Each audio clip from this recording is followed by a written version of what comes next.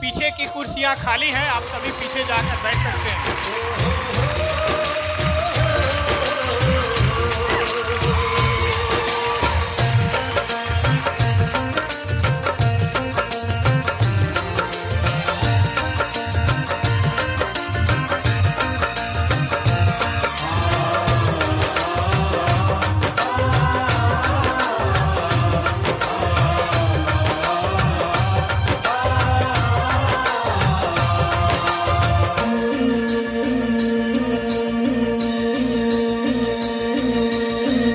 जन्म ली सीता मैया हो,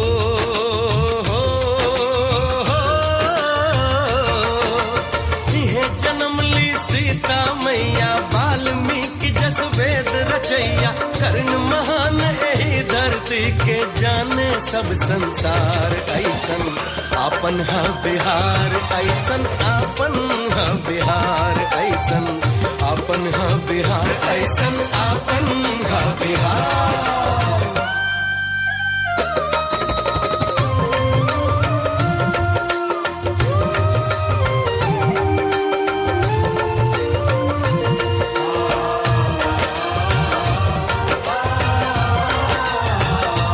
चंद्रगुप्त चाणक्य बुद्ध के ई माटी अति पावन है, महावीर आराज कमल के हाथ सजल ई सावन है, हाथ सजल ई सावन है।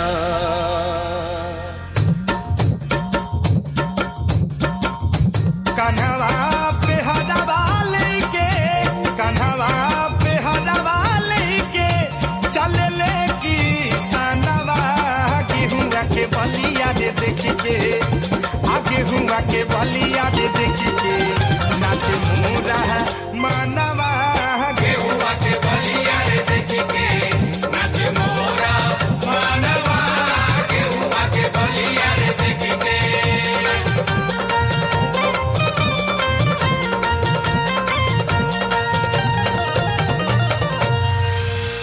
अतिथि यहाँ भगवान कहाले गाय के पूजल जाला हो, छठी मैया के महिमा भारी सूरज के अर्घ दियाला हो, सूरज के अर्घ दियाला हो, सूरज के अर्घ दियाला हो।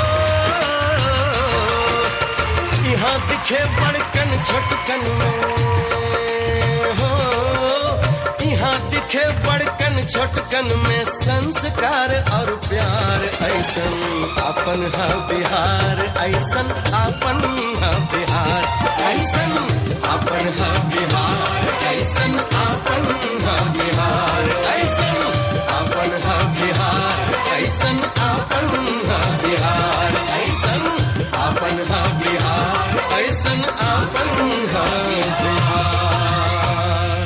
बहुत खूब, बहुत खूब, बहुत खूब। रुकिए, मंच पे ही रुकिए अभी थोड़ा। के प्रशिक्षक चंदन जी कहाँ हैं? बहुत बहुत धन्यवाद।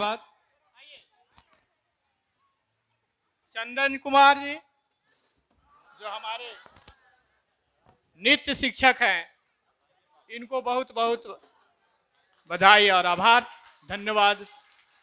चंदन कुमार जी के द्वारा तैयार ये बच्चियां, बहुत अच्छी प्रस्तुति सर, धन्यवाद।